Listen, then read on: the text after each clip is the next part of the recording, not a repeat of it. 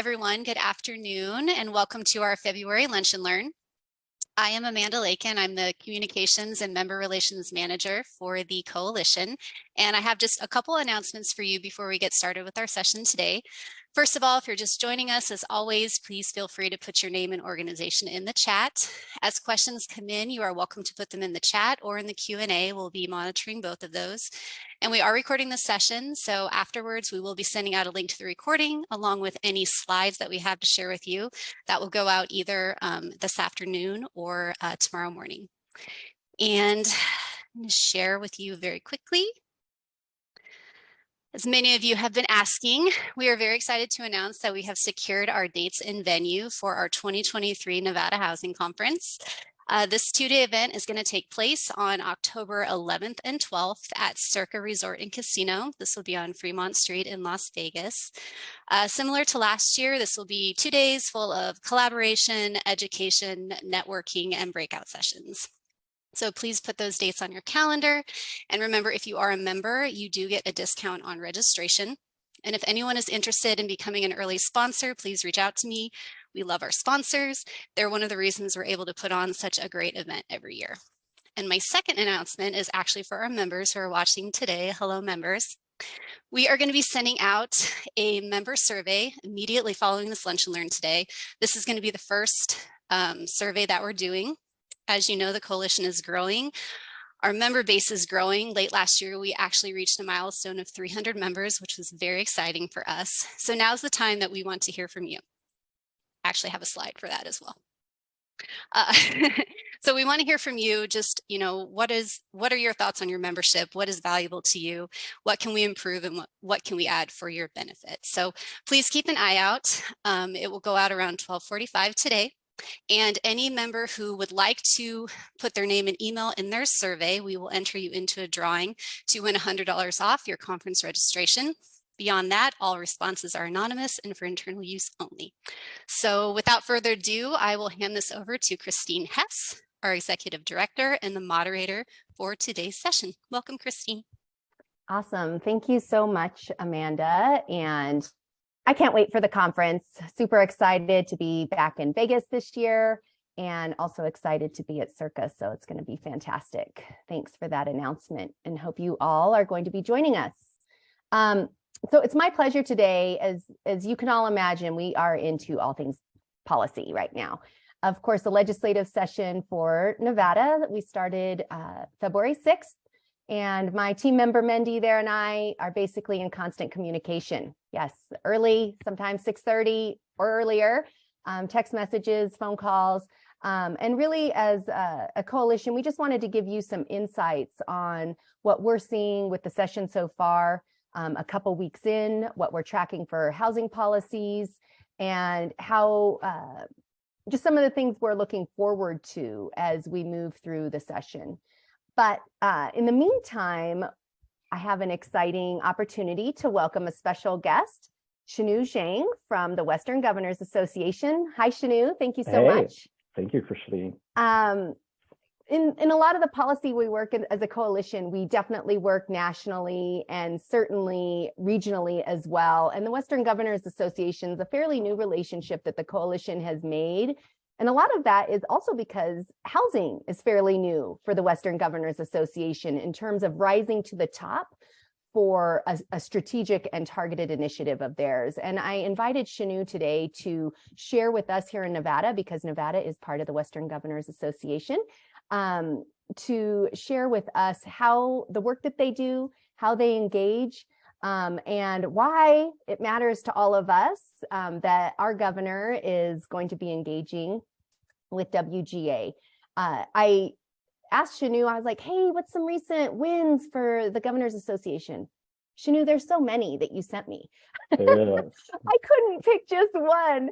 I mean, they're engaging. I'll share one that stood out to me.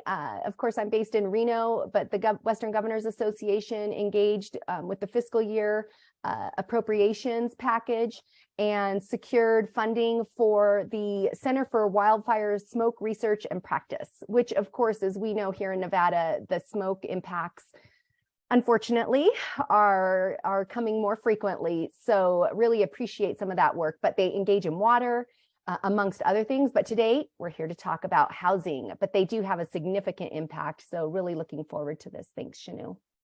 All right, thank you. So I'm gonna share my screen and hopefully, boom. All righty.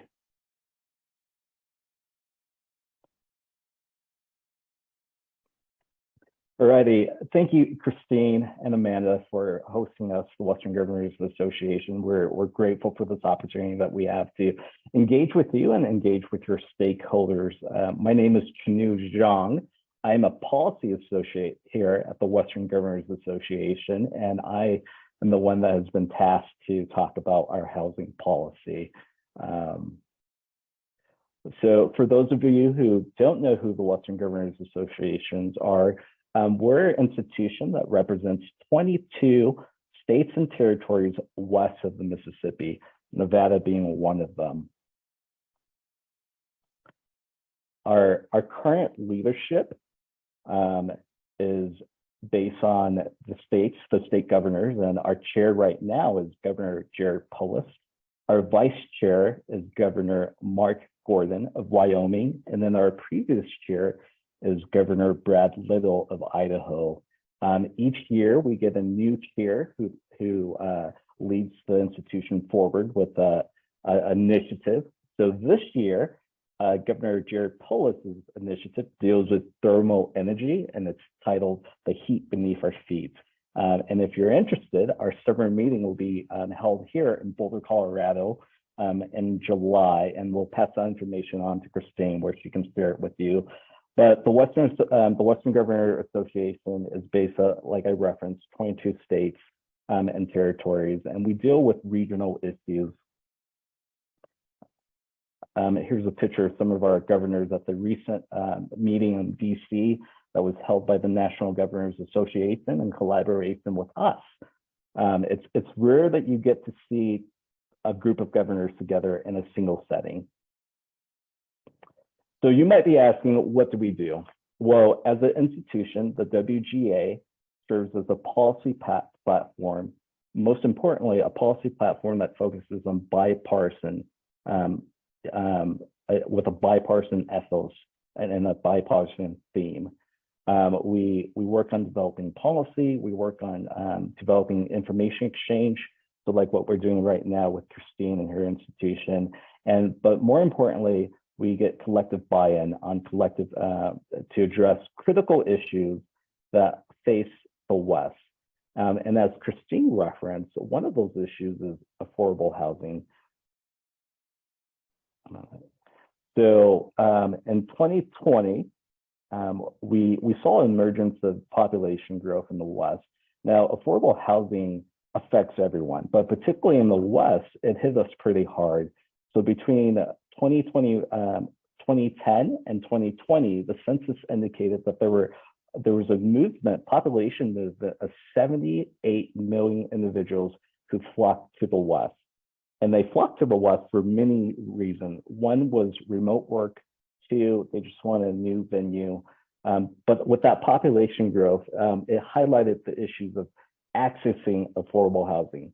It highlighted that there was a shortage. They highlighted the disparities between the urban sector and the rural sector.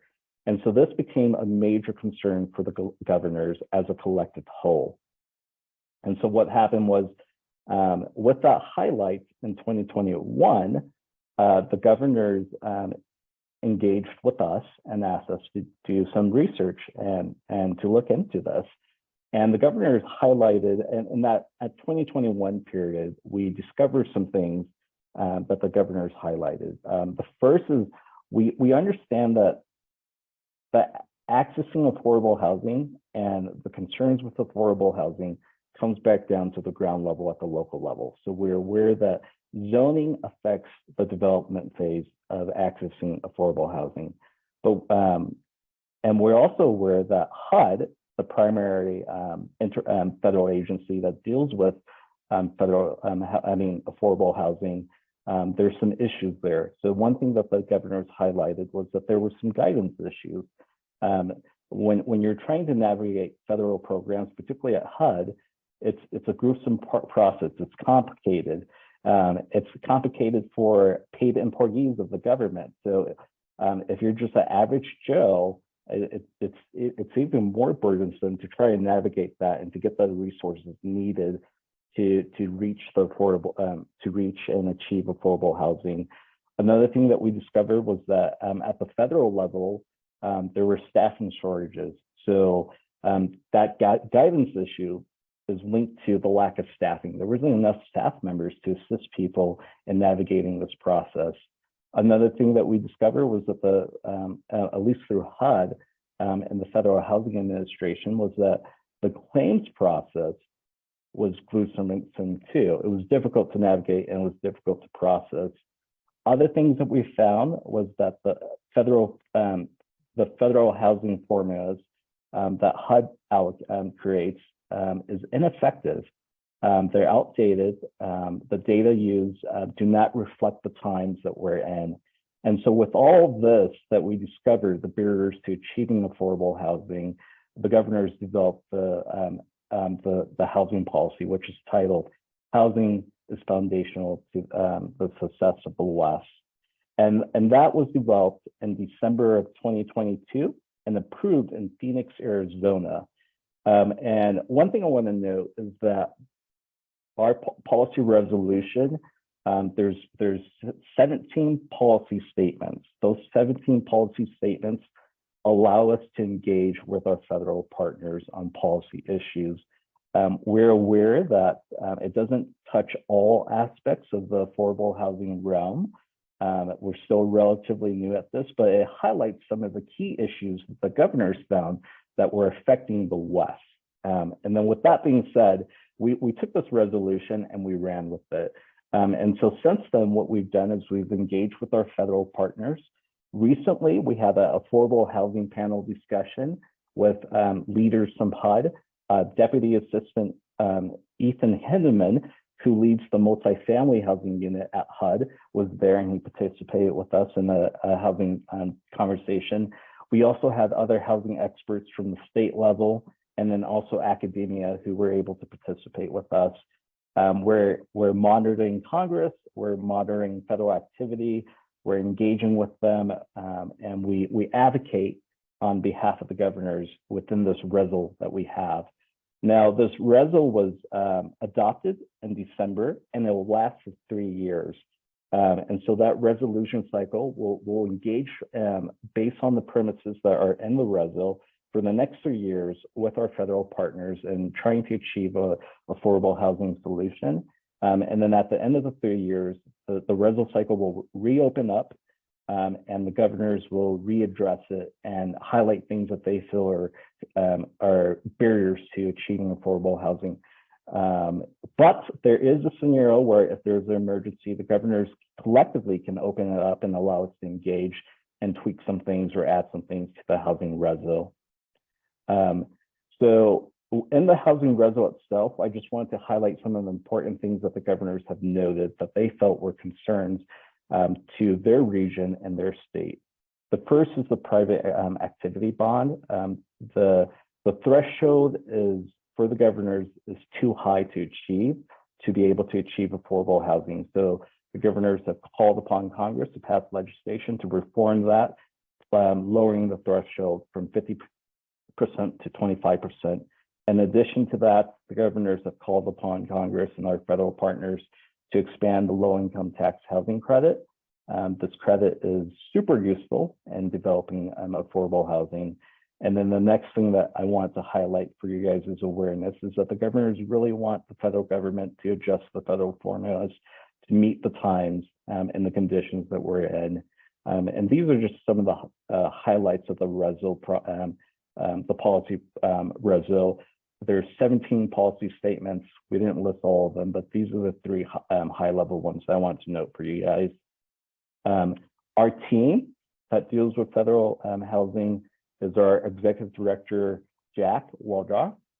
He recently just joined us last month and he leads the enterprise and He leads our negotiation processes with our partners in Washington, D.C.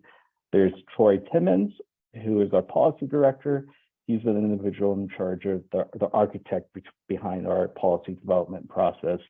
And then my team lead, Lauren Conrad, who's with us today. She leads the Western Prosperity Roundtable, where the housing policy falls under. So if you guys ever have any questions or concerns, feel free to reach out to us. And with that being said, I just want to thank Christine and her team and all of you for allowing me to participate today. And we'll turn the time back over to Christine. Awesome. Thanks so much, Chennou. I know I have a couple questions, and I do see one in the Q&A. And I think I know the answer, but since I have you here, I'll ask you, since you're with Western Governors. Is WGA associated with Western Governors University? Yes, we are. The Western Governors University is a major sponsor of the WGA, and we have a wonderful working relationship with them. Awesome. And so those priorities that you highlighted, of course, 3, in case you haven't seen, we did drop a link to all of the 17 points in your housing resolution, in WGA's housing resolution. A link is in the chat. But those 3 certainly resonate here in Nevada. Those are things that are constantly coming up. We were hoping last year that there might be some action on that threshold, for example, and we are always talking with our congressional delegates about the federal funding formulas and the opportunities to update them. But I do just have a question for you. You know, land availability is a big deal in Nevada, right? When you talk housing in Nevada, you also talk land, and some of our largest metro areas, both in the north and in the south, are land constrained. How does WGA engage in land conversations, especially as it relates to housing? Yeah, so in terms of housing, if you take a look at our policy resolution and the governor policy statement in 12, let me pull it up and I'll just read it to your team. We have language on the policy directives and in terms of public lands and such forth, and it states that Western Governors urges Congress to pass legislation facilitating the purchase of federal land by state or local governments at a reduced price for the purpose of increasing the supply of residential housing. And we also request that the federal government honor existing commitments to the transfer of land to states or local governments in a reasonable amount of time. And so our policy stance, or at least the governor's policy stance on this topic, is that you know, the process of land transfer is one of many tools that can achieve affordable housing. And if it's within the region, if it's a option and it's available to achieve affordable housing, that is something that the governors support and encourage. Awesome. It's a region case. Excellent. I have a couple other questions, but there are a couple of good questions in the Q&A from Carol Wayman in Senator Cortez Masto's office. Hi, Carol. Thanks for joining us. But Carol has a question on if the Western Governors Association has a relationship with the Federal Home Loan Banks of Des Moines and the Federal Home Loan Bank of San Francisco. We do not have a working relationship with these individuals, but we have a housing network where we engage with many partners. Excellent. And I see Carol's second question. Idaho's been a real leader in community land trusts, and we do have actually 2 active here in Nevada and 3 active. Clark County's just standing one up too. But has Western Governors Association identified any regulatory changes that could help communities provide community land trusts? Any changes, for example, to HUD guidance like in home? Yeah, so we're monitoring the HUD activity and Department of Interior activity, but as of yet, nothing that I'm aware of. Awesome, thanks. But we do have a lands liaison person, and I'm happy to connect our lands expert with the individual if needed. Awesome, thanks so much, Chennou. And Bill, kind of related to the Western Governors University question, are there any courses or curricula available through WGU, through the Governors University, that activate or respond to some of your initiatives, so that link back directly to the initiatives that you're working on?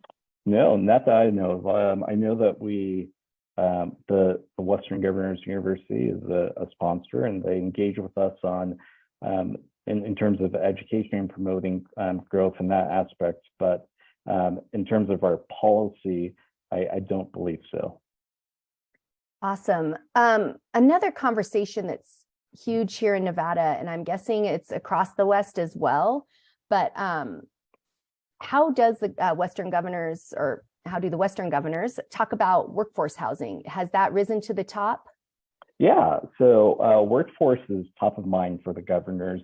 We have a workforce resol, and we also have a recent resol that just passed called the Working Lands and Working Community Resolution. And we have policy language on the importance of housing and how it relates to workforce retention and recruitment, and in the areas that are deprived of the capacity to generate a workforce. And so the governors are aware that housing affects the ability for communities to recruit and retain workers, and not just to recruit and retain workers, but to recruit and retain qualified and quality workers. Awesome. Yeah, I could imagine that it's across the West. Yeah. Yeah, and I know there is some interest in the land specialist contact, so perhaps you can maybe help with that. And additionally, yeah, Carol dropped a couple links in there too that you and Lauren may want to take a look at here as we round things out. Finally, Chennou, I mean, I guess I'm so grateful to have this connection. You and I just met last August, and as you were developing your housing policy. Yeah. But I really see the relationship of the Nevada Housing Coalition. One will be, of course, supporting priorities of our governor and our legislature, and also pushing our governor and legislature around housing policies and solutions that we think can move forward.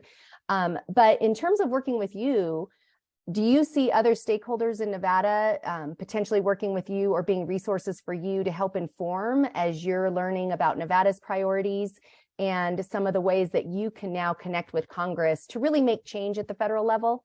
Yeah. No, yeah. So the WGA, we're a facilitator of information and communication.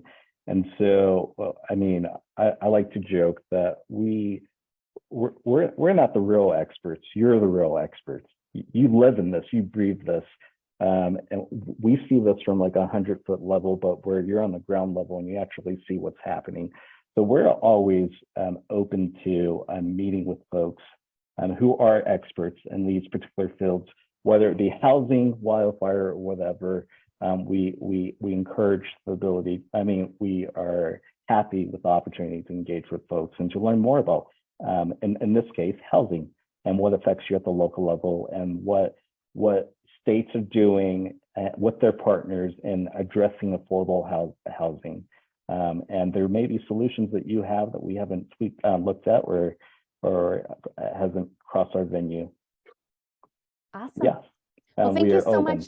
Yeah, thanks so much for being here. Christine, I had one question. I just, Sure. We are in the West, a lot of states grew later than the HUD allocations were basically set by the 70s, and the West grew later. And so we're living with basically 1970s allocations of HUD resources, particularly Section 8. But you see it in other funding programs as well. And I don't know if there are things that the Western governors are working on specifically on that. Yeah, so in our housing resolution, we urge Congress and our federal partners to update their federal formula allocation. That was a major concern of the governors, that they felt that the data and the formula that our federal partners are using are outdated, and they need to be updated, and they need to incorporate state data in the process, or work with us in incorporating state data.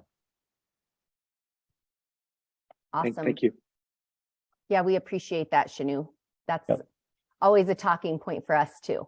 Yeah, it's something that's, and as my colleague Lauren, who's in the chat, referenced, it is a top priority of ours, is making sure that at least our partners at the federal level and Congress incorporate up-to-date data that reflects the needs of the states. Great. Well, thank you so much, Chennou. Sure appreciate your participation, engagement with Nevada, and I know we'll be seeing more of you. And feel free to stay on and listen to our Nevada update and ask any questions you might have. But at this point, it's my pleasure to introduce Eric Novak.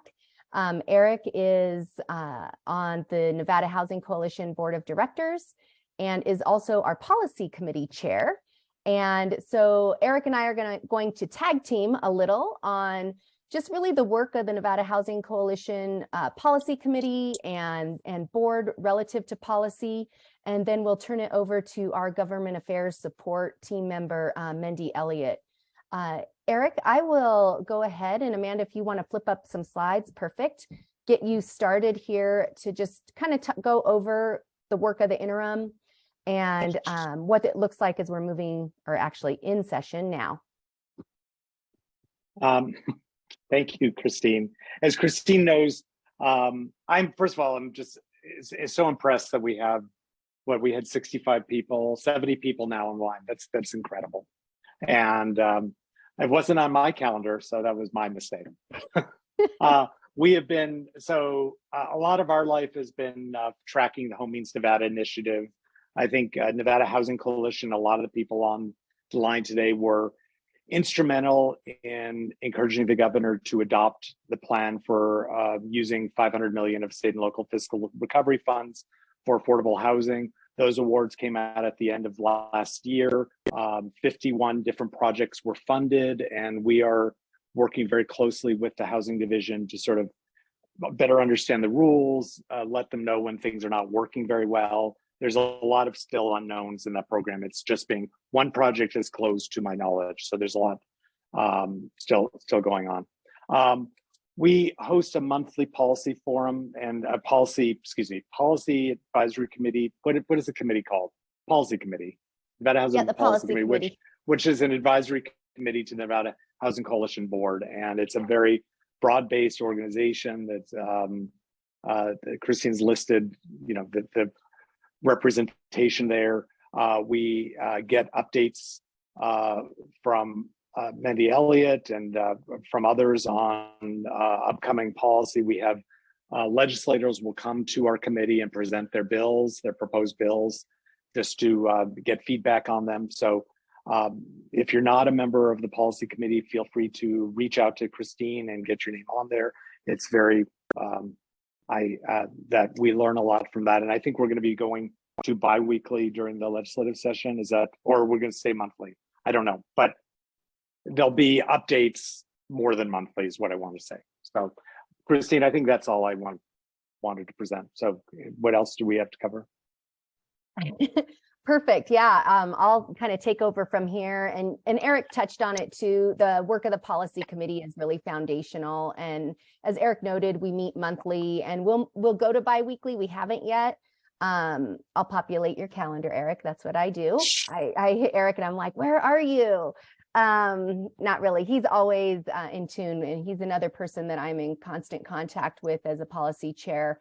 But really, we have a solid 20 to 25 people on our policy committee meetings every month, a really engaged group, candid feedback. We don't record. It's not about writing it down. It's really a space for us all to listen to each other and the different viewpoints as the Nevada Housing Coalition works to come to a point that we think can provide meaningful solutions moving forward. The next slide, I just kind of gave a graphic for how the coalition works, because I think this is always a curiosity point.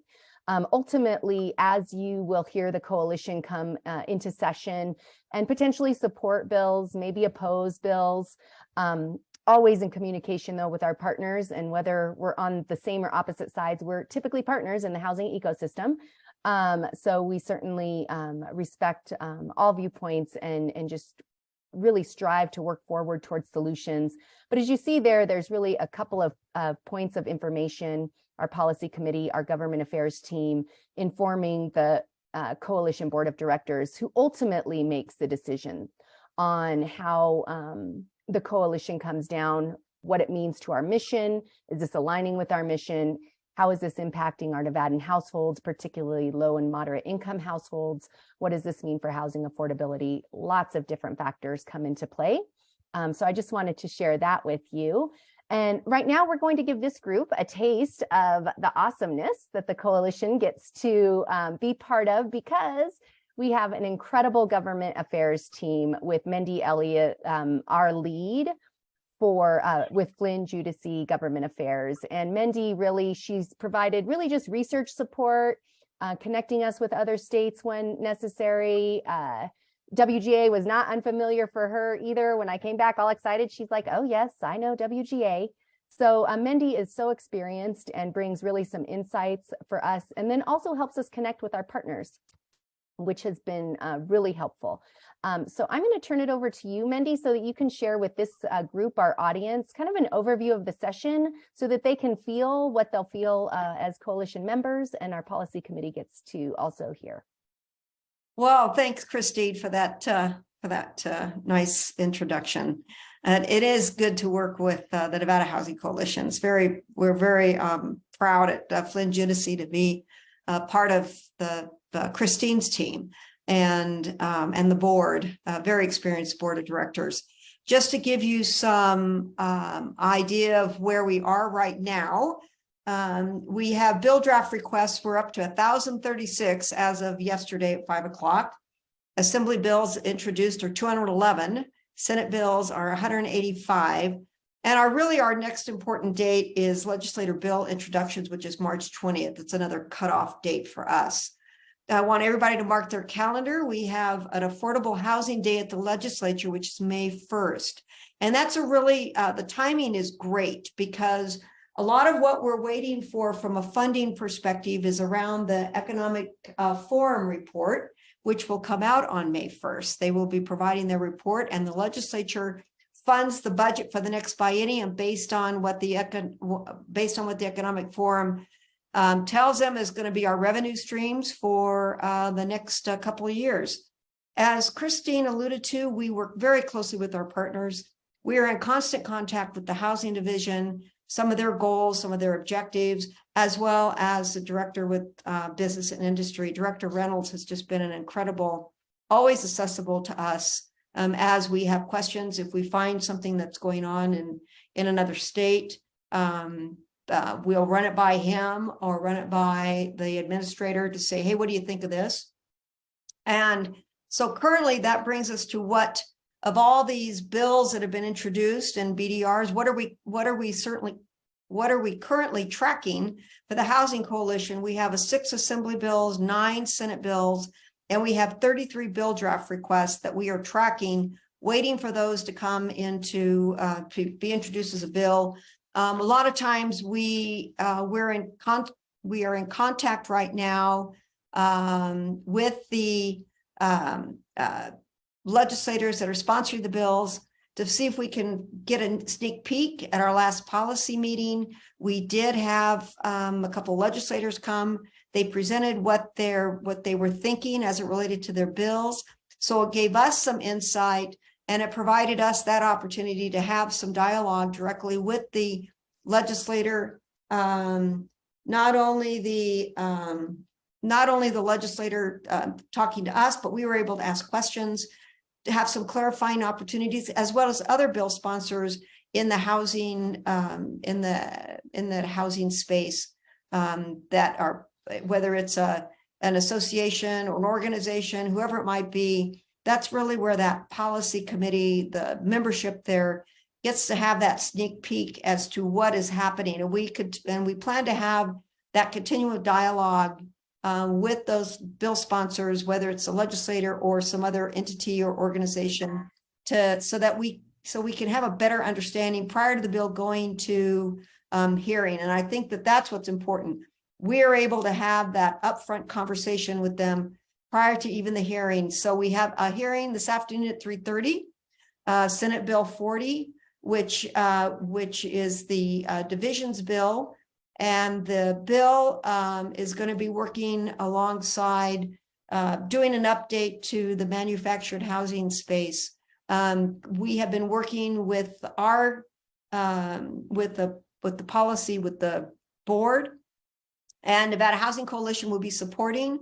We will be providing an amendment today, and the amendment was has just been mocked up and is in Christine's inbox to review. And as she will be testifying on behalf of the Housing Coalition, we also have many of our partners that will be there today, and we coordinate our efforts with our partners to make sure that we're all saying, not duplicating our comments, but actually working to make sure that we're adding value to each other's support as we identify those bills that, frankly, if we oppose a bill, it's the same thing. If we think that there's something that needs to be where we are not in support of whatever it might be, then we'll do the same thing. We'll get it. Whoever we are working with directly, we will let them know that we're not supporting the bill, but more importantly, that we are that we're coordinating our comments, so we're adding value to whatever our testimony is going to be. AB 62 revises provisions governing property tax exemptions for low-income housing. This bill, this has been being discussed for several years, that we need to have an update for exemptions for low-income housing as it is developed. It is sponsored by the Advisory Committee on Housing. The Advisory Committee on Housing was created in 2019. Teresa Benitez Thompson helped bring that to fruition, and to support that effort to create this committee where it's comprised of legislators, stakeholders, community members, and it is a legislative committee, and they actually get a bill every year. And this is their bill to change how we local jurisdictions provide that exemption for property tax. We're hoping that it's not going to change the number of properties that receive the exemption, but what it'll do, it'll change how those properties receive the exemption. So that bill, Nevada Housing Coalition, we are supporting that bill. They have, so far we have had 2 bills that have been reviewed by the coalition, and we have a board of directors meeting next week, and we'll be reviewing some additional bills that we have. As I stated earlier, we're currently tracking 15 bills that have actually been introduced, and those bills will be going, well, 13 of those bills will be going to the board for review and comment. If you're not familiar with how, I'm interested in some of this, I'm curious about some housing bills, you can sign up for personalized bill tracking on Nellis, and you can see it right there. There's a link. You can go into the Ledge page, and you are entitled as a citizen to track 10 bills free of charge. If you want to track more than that, then there is a fee associated with that. So, please go in, track bills. There's also a calendar on that legislative website, so you can actually see the 120-day session, what it looks like. When do I need to start really caring? We all care every day, but when does things really start to get exciting? Obviously, that May 1st date is a big trigger for all of us. I mean, the minute the Economic Forum concludes their recommendations, then everything gets really moving in the building. The building is open. I just want everyone to know the building is open to the community, to us. Last session, we were in lockdown, so that's an important caveat. You can watch, going to that legislative website, that you can see scheduled meetings, you can watch meetings, you can comment. It makes it very easy for someone to participate. If you're not sure how to do it, feel free to reach out to Christine or Amanda or to me. I'm happy to just give you a little 101, legislative 101. We actually have one of the easiest legislative websites to navigate. So if you haven't been there, get on leg.state.nv.us. and just kind of look around and get yourself familiar. There's a session information. Click on that and it'll take you right to the 2023 82nd session.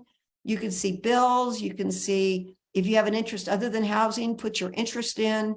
If you like animals or dogs or cats or whatever you might like, take a look and see what bills are out there. We have, we're still at the beginning of the session.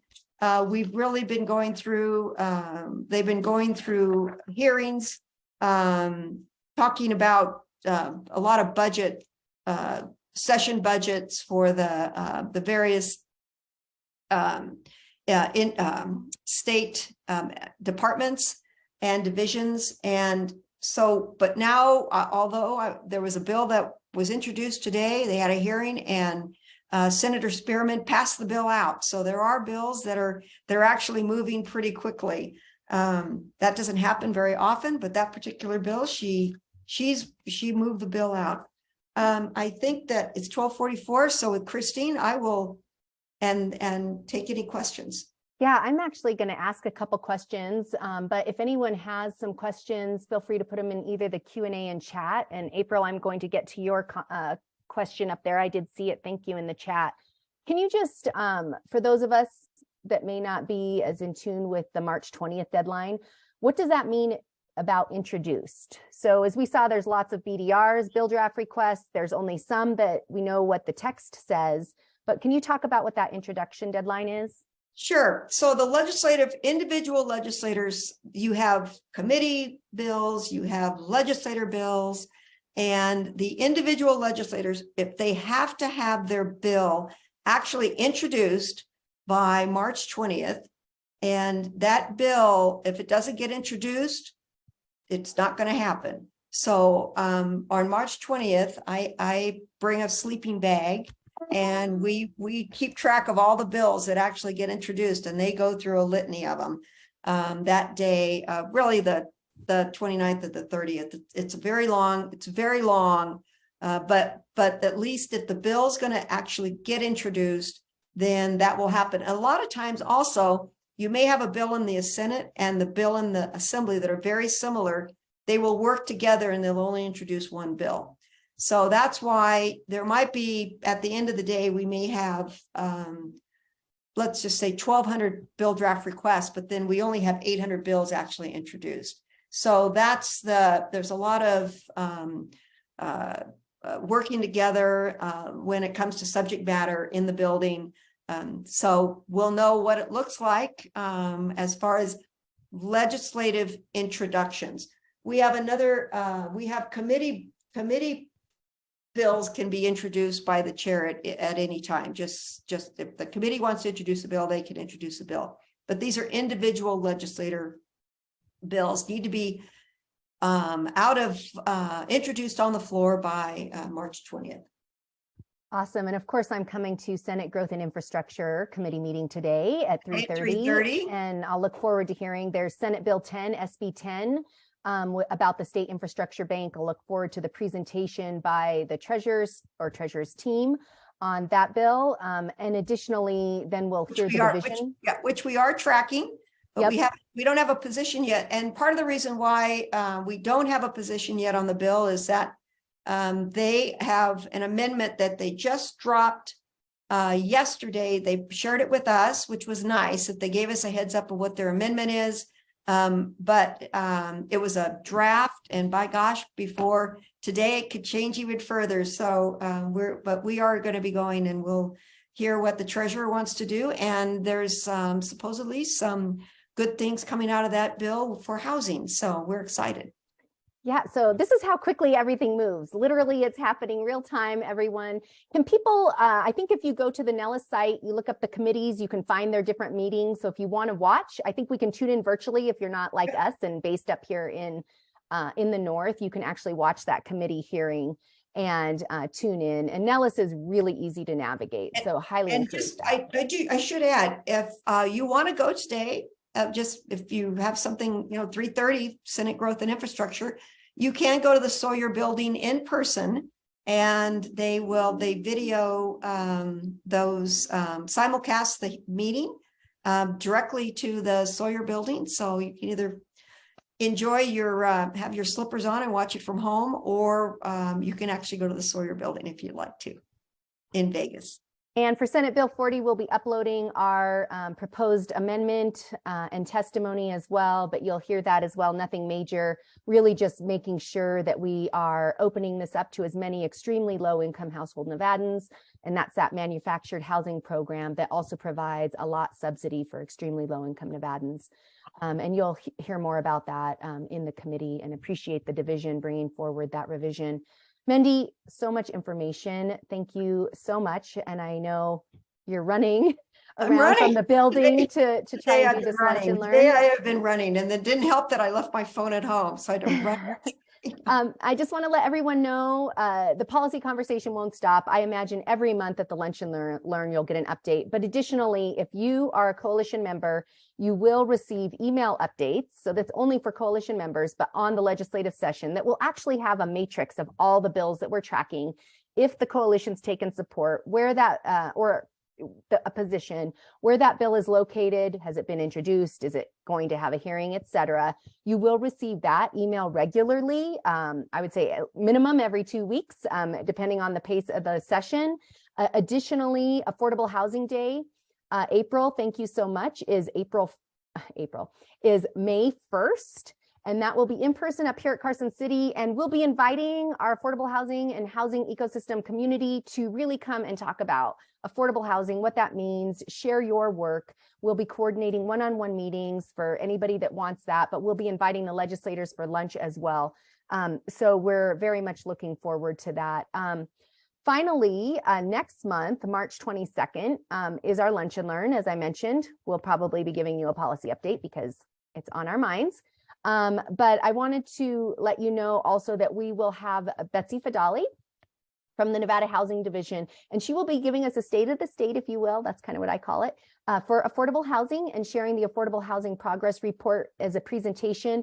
And I've also asked her to bring forward the data from the Home Means Nevada initiative. $500 million should see a real injection into our inventory for affordable housing, or anticipated inventory increase for our affordable housing inventory. And I've also invited RCG Economics, and really excited to have them also just talk about the housing landscape overall, because the housing landscape overall includes affordable housing and housing affordability. And so we are also always kind of keeping our pulse on that. So that's going to be another great session. And members, Amanda just reminded us in the chat, fill out your survey, enter to win the contest. We're not going to share your contact information, and we're not interested in who said what. It really is anonymous. The contact information will just be used for the drawing. We're not going to share this out widely. It's really our opportunity to better serve you if you're a member. And if you're not a member, we'd sure appreciate your consideration. So I think that's everything today. Thanks for the extra 6 minutes. And thank you to all our presenters, and appreciate all of you tuning in.